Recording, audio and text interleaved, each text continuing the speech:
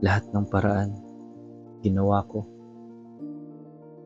Mga simpleng good morning at good night.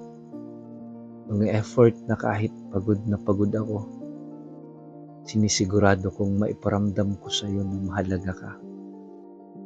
Kahit na madalas, parang wala lang sa iyo. Kahit na halos hindi mo makita ang lahat ng ginagawa ko. Nagkunwari akong okay lang.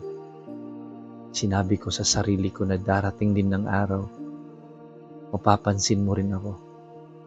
Na darating din ang panahon na matututunan mo rin akong mahalin.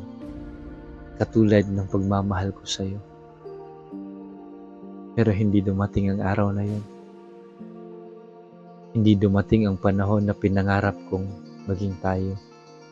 Dumating sa halip ang oras kung kailan napagod na ako.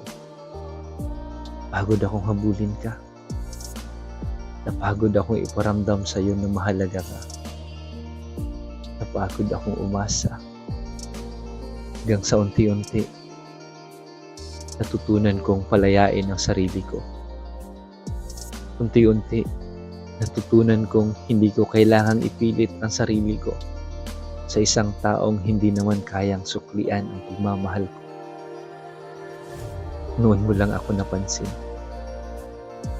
Binalikan mo ako. Sa oras na natutunan ko ng pakawalan ka, bumalik ka nang sa wakas. Natutunan ko nang hindi kita hintayin. Sinabi mong na-miss mo ako, na naisip mong mahalaga pala ako. Pero hindi na ako yung dating ako. Hindi na ako yung dating handang gawin ang lahat para lang mapansin mo. Hindi na ako yung dating umiiyak pag hindi mo ako binibigyan ng oras. Hindi na ako yung dating nagmamakaawa para sa atensyon mo. Pagod na ako. Kahit na minsan, pinangarap kong marinig lahat ng sinasabi mo ngayon.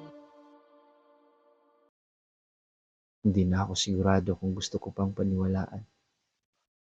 Hindi dahil hindi na kita mahal, pero dahil mas mahal ko na ang sarili ko ngayon. Kaya sa pagbabalik mo, tanging sagot ko lang, salamat, pero huli ka na.